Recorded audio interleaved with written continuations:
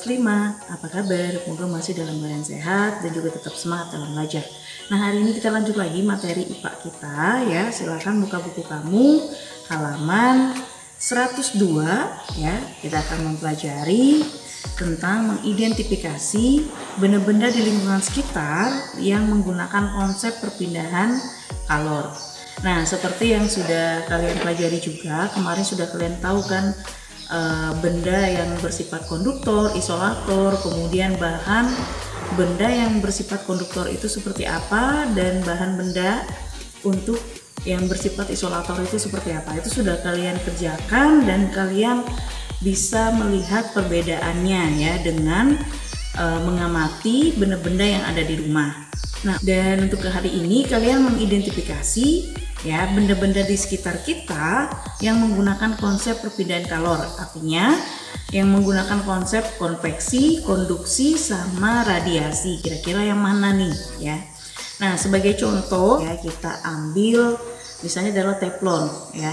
Nah, penggunaan teflon itu kan di bagian tempat memasaknya jelas itu berbahan konduktor, sedangkan untuk ganggangnya adalah isolator. Nah, sedangkan untuk perpindahan panasnya, kalau kita saat kita memasak, maka pindahan panasnya itu bersifat konveksi. Artinya ya ketika kita memasak menggunakan teflon ya, dan kita isi air misalnya, dan ketika kita mengisikan, maka panas yang terlebih dahulu adalah bagian bawah ya, yang dekat dengan kalornya atau panasnya. Kemudian bagian itu akan berpindah ke bagian yang tidak panas ya, sampai akhirnya bagian seluruh dari isi dari teflon tersebut akan bersifat panas ya. Misalnya seperti itu bersifat konveksi. Misalnya lagi ketika kita menghidupkan lilin seperti praktik kalian yang kemarin ya, itu adalah sifat dari radiasi ya.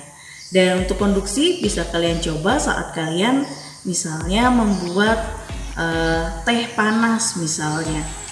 Ketika kalian menyeduhkan airnya ya, yang tadi sendok itu cuma di bagian permukaan air atau di dalam air lah yang panas, tapi lama kelamaan jika didiamkan maka sampai ujung bagian sendok yang biasa kita pegang pun akan terasa panas, dan bagian dari permukaan gelas pun akan terasa panas. Nah, itu dia ya perpindahan kalor yang ada di kehidupan kita dengan alat-alat di sekitar kita. Jadi ya, untuk kegiatan kamu di rumah untuk hari ini, kalian membuat kegiatan yang ada di halaman 102, yaitu tentang keterampilan kinerja produk ya. Jadi kalian membuat sebuah poster tentang perpindahan kalor, dan kegiatannya kamu lakukan sesuai apa yang tertera di buku kamu di halaman 102 ya. Jadi silakan kalian buat untuk membuat poster perpindahan kalor ya, dan nanti hasilnya dikumpulkan ya.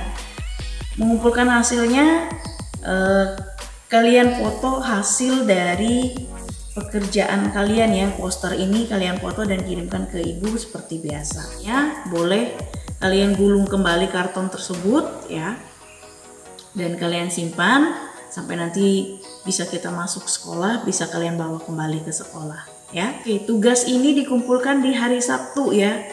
Tugasnya dikumpulkan di hari Sabtu. Oke, sampai di sini dulu pertemuan kita hari ini. Ingat, tetap sehat, tetap semangat. Selalu jalankan protokol kesehatan untuk menjaga kesehatan kita sendiri dan orang-orang di sekitar kita. Saya di sini dan sampai jumpa.